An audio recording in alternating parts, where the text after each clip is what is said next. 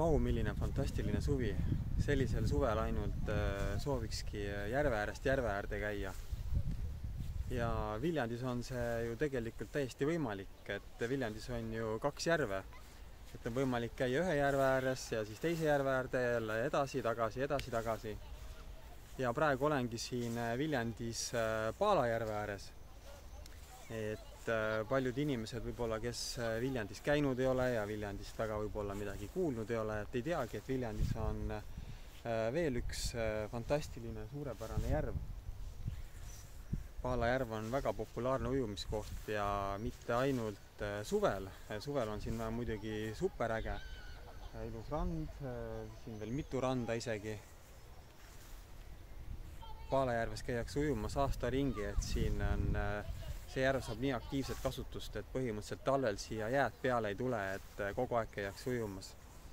Okei, natukene panin juurde, et ühes kindlas kohas on jäävaba ala, nii et seal käiakse talisuplust tegemas.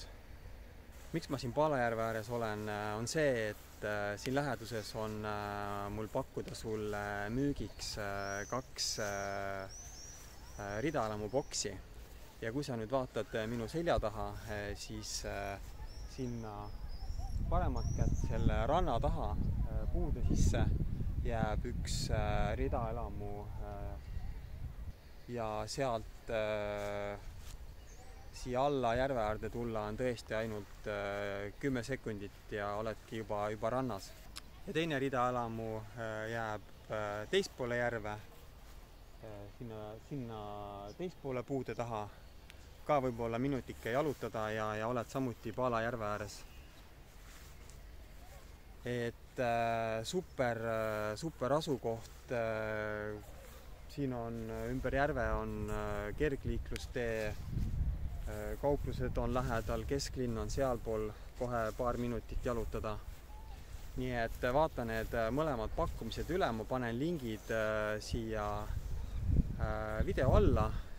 Ja küsimuste korral kindlasti võtta ühendust minuga ja väike droonilend ka siis siit ilusast Paala järvest ja Viljandist sulle, et loodame, et kohtume peagi ja ilusat suve jätku sulle.